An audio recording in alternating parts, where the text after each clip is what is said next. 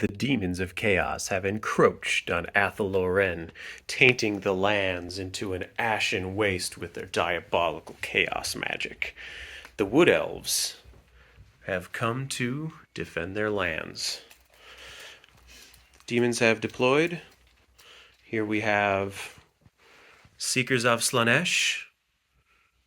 We have Demonettes with a Herald of Slaanesh in the front fighting rank. Blood Crushers of Khorne, a demon prince who happens to be wielding a Slaanesh standard as his casting implement, for he is also a level 4 wizard, and Bloodletters. On the Wood Elf side, we have these scouts who have deployed in scout formation, which are Waystalkers, with, Way Watchers, with a Way Stalker leading them. Off to the side, also scout deployments here are our Deepwood Scouts. Off to the sides of the Deepwood Scouts is our Wild Riders. We have this magical blood fountain, which decreases the toughness by 1 of any model who is within 6 inches of it. The Wildwood Rangers fearlessly deployed right next to it. We have this wonderful level 4 caster, this level 4 wizard who is our spell weaver on the on the Wood Elves side.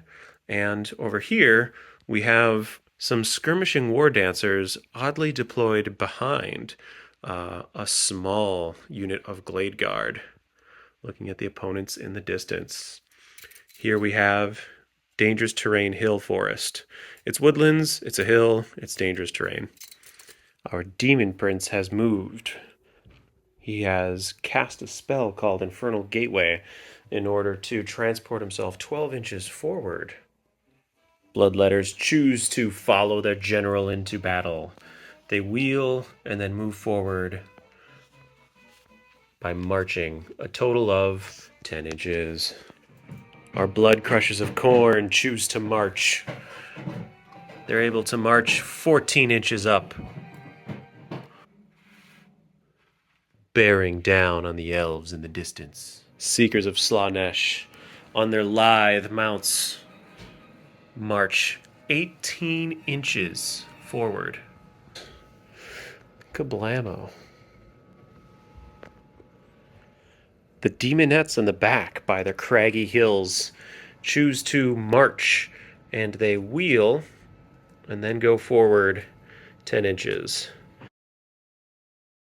Our demon prince begins to chant and brings forth a phantasmagoria, ripping from the ground, bringing nightmares to the wood elves. But oh, what is this?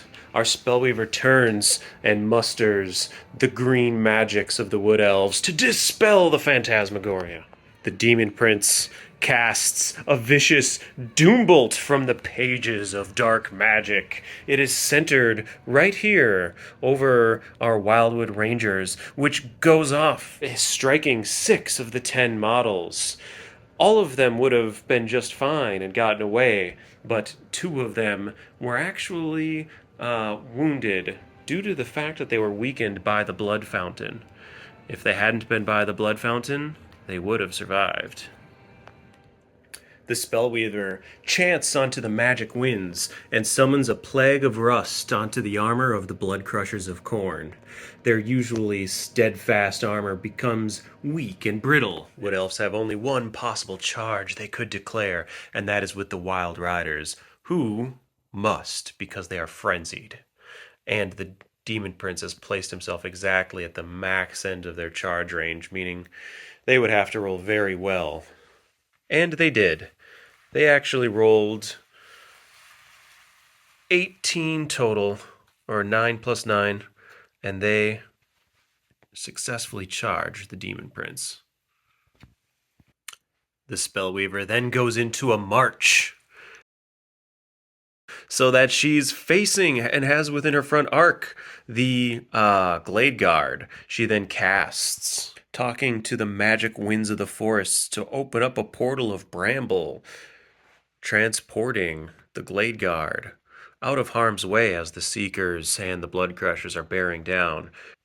She then has remaining sub-moves.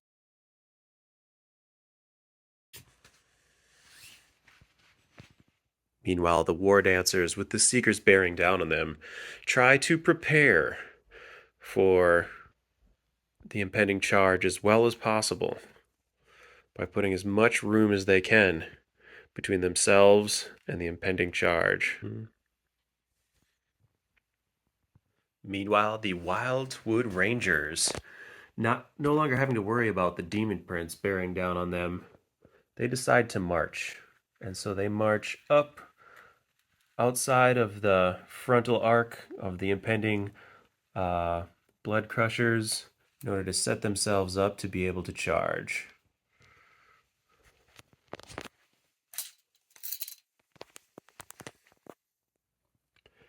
And so now some of the Deepwood Scouts have spun around and started heading the opposite way while they maintain their 360-degree line of sights on the bloodletters that are charging them down. Meanwhile, these troop of Waystalkers and or Waywatchers and Waystalker, they scooted up about 5 inches. They're wrapping around on the bloodletters, chasing them down. And at the end of the turn, we have, this is our board setup. The demons are really pulling in tight on the Wood Elves. And the Wood Elves are doing what they can to maneuver and last as long as possible. The Glade Guard rip off a volley of 5 shots over to the Blood Crushers. Of those 5, only 2 hit, but they hit with Hagbane tips, so they go straight into their armor. Their armor's been rusted by the last plague of rust. Yet, the 6-up armor save that they do have, plus their ward save, totally saves them from any wounds. Next up, our Deepwood Scouts launch off a volley to the bloodletters whilst in retreat. Not actually fleeing, but just turning around and moving and shooting. And anyhow, so at the front row, we have the Lord's Bowmen who had shot off a shot that missed. We had about 5 people at the front row who had completely unobstructed cover, and they shot off 5, and out of those 5, 3 became actual wounds. 2 of them just because of Hagbane tips. And then there's some others that had some partial cover, and they were able to get 1 wound out of their 3 attacks. And then there's a couple over here who really had the opponent has basically full cover on them, so because there's so many friendly units between them and the bloodletters. So they fired off 2, and they obviously didn't get any wounds out of that. But that does mean a total of 4 bloodletters get yanked off the back, falling to a volley of Hagbane tips as the opponent is moving and shooting and running away. A volley of arrows launches off from our Waystalker and our Waywatchers. The Waystalker, the hero of the show, just whiffs it entirely, while the rest are able to peel off 2 more wounds. Next, our Spellweaver chants up a wild spell from the forests and summons a pool of bubbling, boiling water right at the feet of the impending charges from the Demons of Khorne. Next up, the Spellweaver casts a wind blast, where a mighty wind rips soldiers from their regiments and smashes them against the hard earth. 2 of the Seekers are blasted from the combat. The remaining are pushed backwards by the wind, providing even more distance between them and the war dancers they're bearing down on. Now resolving the only combat on the field for this first turn, Wild Riders versus the Demon Prince. Right off the bat, the Wild Riders use their charge to hit with a total of 15 attacks. 5 of them hit and wound and penetrate the armor, meaning he's about to die. But then he does amazingly with his ward saves and saves all but 1 single wound, meaning he has 3 wounds left. He then returns fire, swinging 5 times, taking out a total of 3 of the Wild Riders. The steeds then try to attack and do what they can, and they are ineffective.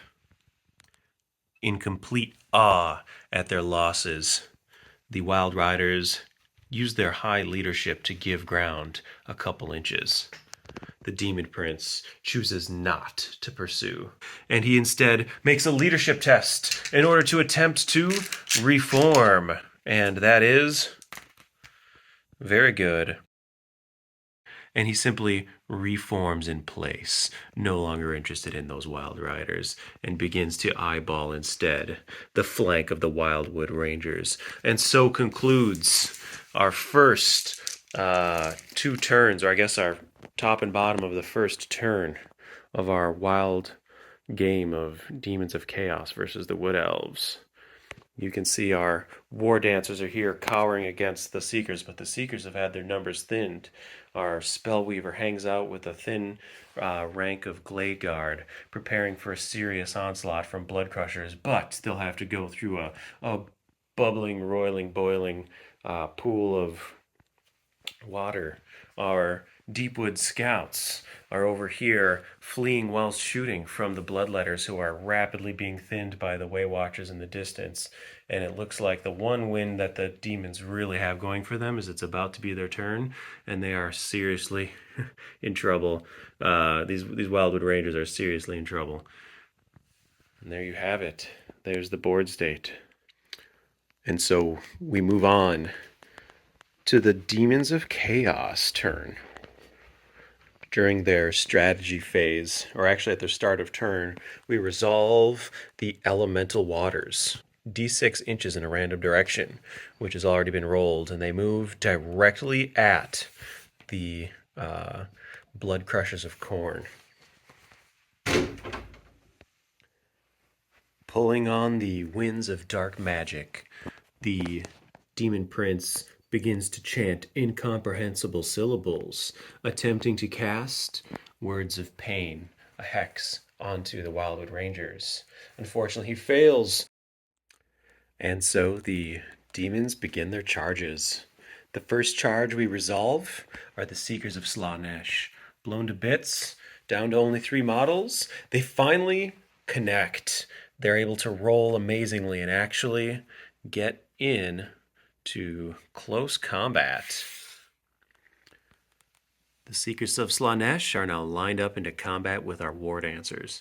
First, we have to resolve our other charge, and it turns out that the Demon Prince has no problem at all, scooting right into a flank charge, right into the flank of the Wildwood Rangers. Now moving on to remaining moves, subphase, our Bloodletters choose to march. They are surrounded by enemies, and so they're forced to make a leadership test just to be able to march themselves. That's no problem for them. They pass their leadership test, and they're able to march out of line of sight from the Waystalkers on their flank and all the way up into the faces of the Deepwood Scouts who've been running. For the next part of our remaining moves, our guys here choose to charge through the bubbling, roiling elemental spell. They then wheel and head this way, keeping the ever mobile and crafty Spellweaver and Glade Guard right in their forward flank, but not so close that they could be too close and get outmaneuvered. This, of course, leaves the rest of the chargers to go through lots of dangerous terrain. Oh, they do take a wound. So we'll take this and set it on here to measure that one of them has a wound on them. Maybe put it on this guy for now. And there you have it. Next up is the Demonettes. Yeah, they'll turn this way, switching them into potential marching order, meaning they can't march this turn. And then they'll just wheel about an inch and then move about 4 inches. We'll just say that that's about that for now. You can see that they've got all kinds of action over there to be thinking about, and Wild Riders to be thinking about. They could maybe get charged by those Wild Riders. And right now they are not in the Wild Riders charge. Now it is time to resolve some combats. We have 2 combats to resolve. The Demon Prince versus the Wildwood Rangers, and the Seekers of Slaanesh versus the War Dancers. Here we'll resolve first. What happened here is that although the Seekers charge and get a faster initiative because of that, these War Dancers always strike first. They come in on an initiative of 10. So they go into a singing dance that increases their number of attacks they get in per unit time, and they actually swing for a whopping 2 times 5 is 10 plus 3 is 13 attacks. Out of those 13 attacks, 2 of them failed to hit, 3 of them failed to wound, 2 hit some ward saves, 6 of them struck home and wounded. And these girls are off the table. And as they plowed through the Seekers and wiped them out with spinning, fanning blades, they followed their own momentum through the Seekers. Through them and then reforming. So that they go back into skirmisher format. We go. I'll keep setting them up. Finally, we resolve the battle between the Demon Prince and the Wildwood Rangers. First, we have to do a little retcon. I had been removing models incorrectly from the back. I just flipped a coin to decide which side they should be aligned on. The first initiative is the Demon Prince, who comes in and swings 5 times, actually is able to wound 2 of the Wildwood Rangers. After that, the Wildwood Rangers swing back. They only get 1 attack, but the one Wildwood Ranger attacking is actually stronger when the opponent has fear, literally having more strength than an extra attack. He swings twice and nearly wounds the Demon Prince, but ultimately does 0 damage. Wildwood Rangers pass their leadership test and give ground 2 inches. Probably about that much. The Demon Prince, realizing he has his advantage against someone he's usually weak to, goes ahead and decides to follow up.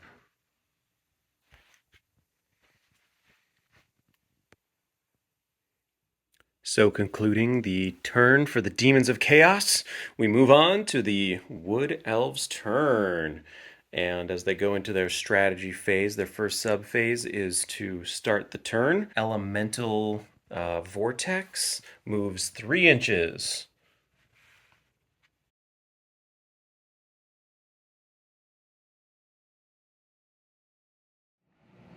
Continuing with the Wood Elves' turn. During the strategy phase, the Spellweaver summons up a Plague of Rust upon the impending Demons of Khorne. A wizardly dispel cannot be attempted because the Demon Prince is involved in combat. Demons of Chaos choose not to do a fated dispel. The glimmering armor of the juggernauts of Khorne begins to rust.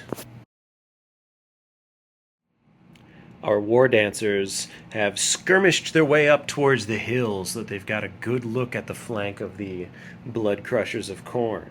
Meanwhile, our spellweaver casts another spell, this time traveling into mystical pathways. She conjures enough magic that a fated dispel is completely impossible, and the demons have no choice but to watch this spell succeed as this unit of 5 Glade Guard disappear into the jungles around them, or the woods around them, and travel over here, reappearing like that. They've got the entire Blood Crushers Khorne in their front arc. Our Spellweaver then musters her courage and passes a leadership test in order to march.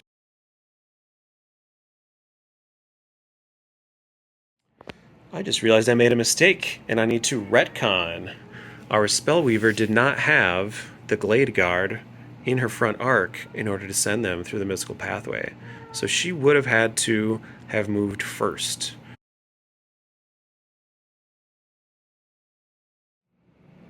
Next up is our Wild Riders, who choose to do nothing more than simply reform, getting a good look at the rear end of our Demon Prince.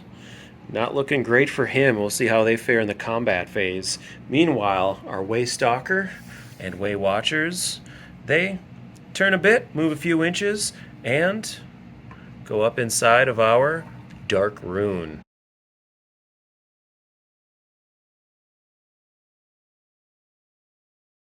But it does have an upper level where they're able to shoot down 360 degrees from anywhere where the base can be measured from.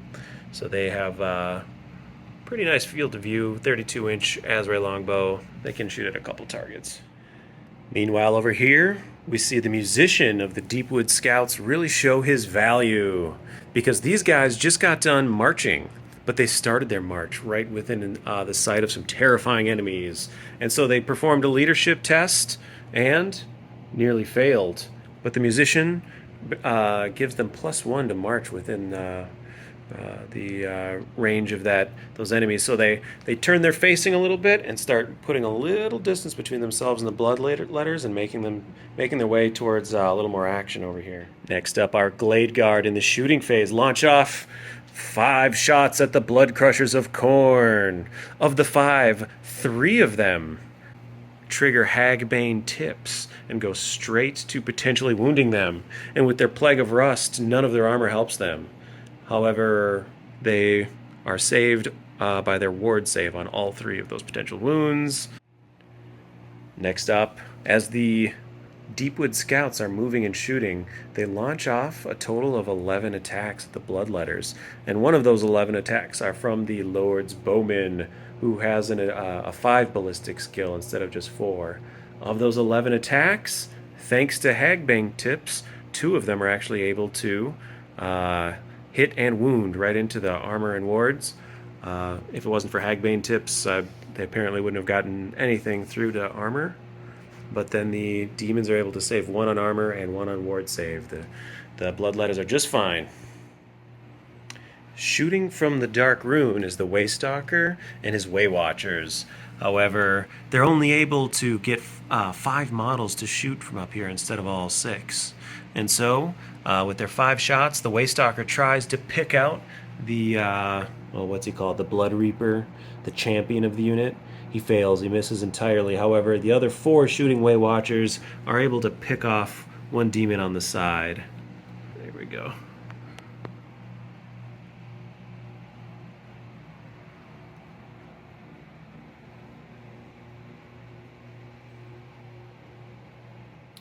Alright, next up we come over here, and our Spellweaver, because of the way she's facing, cannot cast her magic missile at anybody.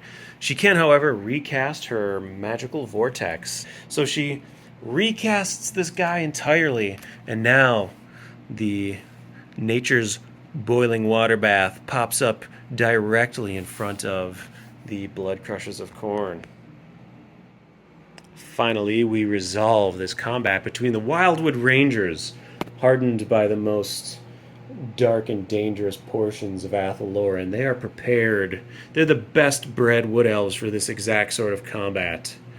And yet, they find themselves unable to really fight efficiently, 1 model at a time on the flank. The Demon Prince has the highest initiative and cleaves to the 1 single Wildwood Ranger, swings back. He gets 2 attacks because he's fighting something that has fear or terror, and he also has a higher strength because he's fighting something with fear or terror. And he swings, and unfortunately, the Demon Prince is able to save.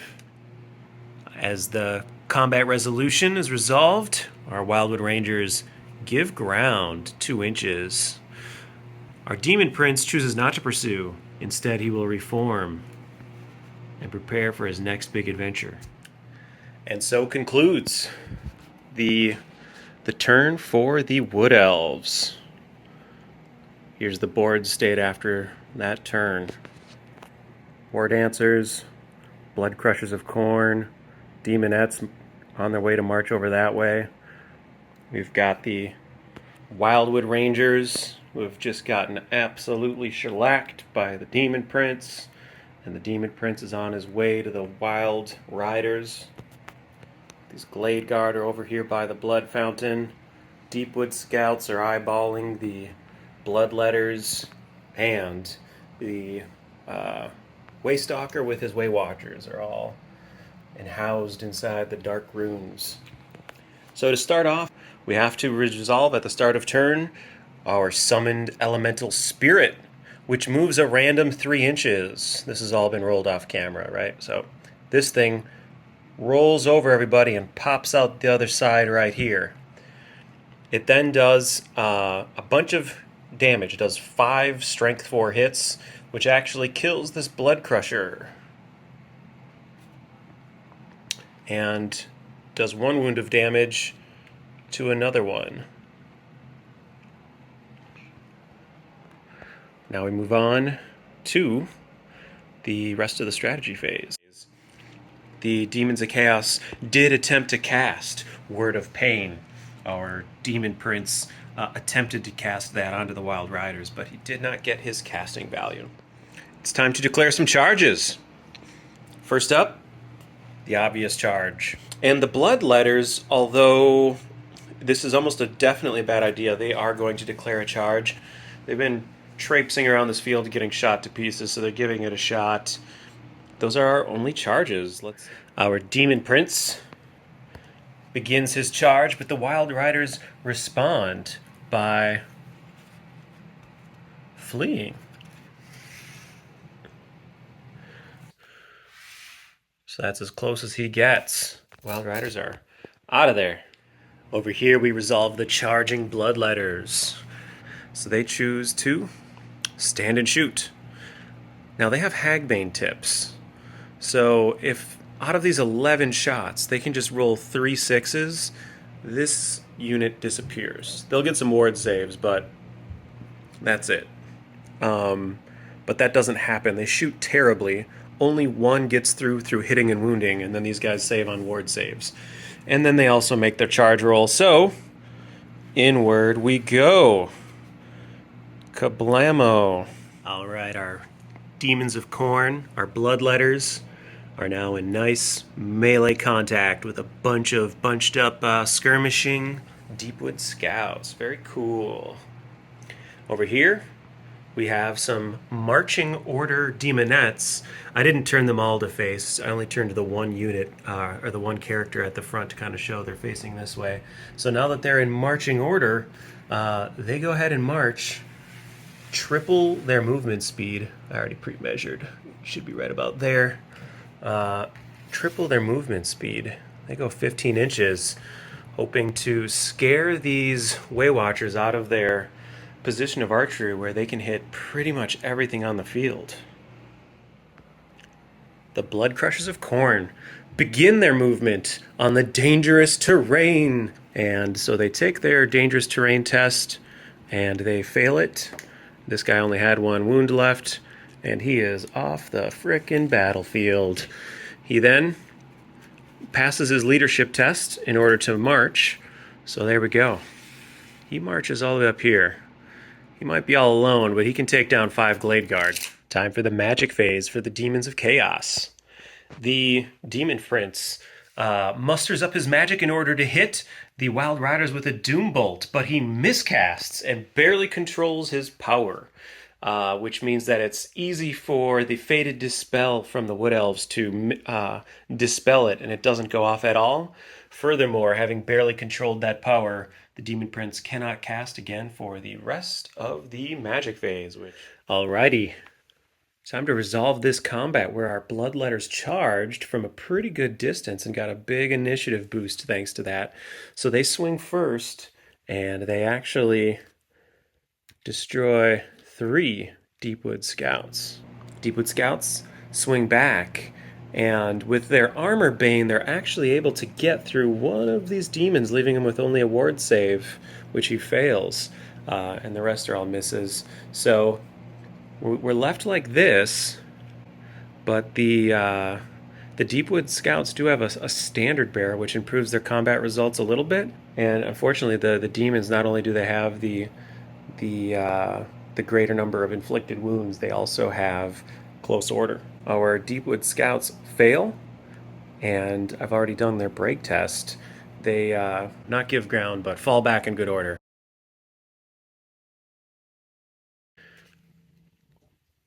Kablamo.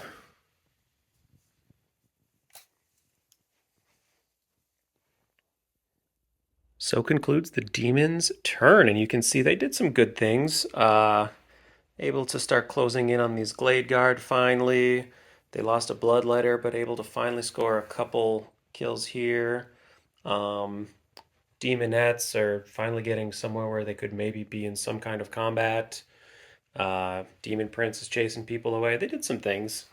So starting off the Wood Elves turn, at the start of turn, we have to do the mechanic for the traveling elemental whirlwind here. So this guy moves 2 inches this way within an inch of the Wildwood Rangers, getting perilously close to them. And then we move on to the strategy phase where our caster once again, our spell weaver once again decides to cast Plague of Rust on this poor guy. And that happens successfully. The Demon Prince too far away, and the opponents choose not to. And so we'll just go right into movement. And then we'll see what that looks like in a second. I just realized that in the last combat with these guys, the Wood Elves actually had high ground. Looking back, though, it wouldn't have made a difference the way that they rolled and everything. It would have given them just one more combat result. They still would have fallen back in good order. So looking over here, our Wild Riders make a leadership test to summon the courage to continue marching while having all these demons of Slaanesh out on their tail and the only two amongst them. And they make the wise choice. And after that, because they're open order and all that, they're quick. They have quick turn. Even after marching, they're allowed to pivot 90 degrees. And look at that, how the tables turn. These Wildwood Rangers would love to just march and use their march speed to wheel right around and get a good charge angle on this Blood Crusher. Unfortunately, that would put them through the dangerous terrain. They do this sort of inefficient thing where they turn 90 degrees, which costs a quarter of their movement, and then they will also turn again later, so in total they're only going to get to move half their movement. So they move 2.5 inches. What is that here? Boop. And then after moving 2.5 inches, they then turn again. Yes. And they are technically they've got, I think, the majority of that Blood Crusher of Khorne in their front arc. And anyway, next, our War Dancers march 10 inches from back here, and they bear down on the remaining Blood Crusher, but they must pass over this dangerous terrain of the hill. Luckily, they're, I can't remember what it's called, some sort of special rule they have. It makes it so they get to, it's very difficult for them to die as they go over these hills. They get to re-roll if they almost die. Yet, one of them dies anyhow. Really rolled a lot of ones there.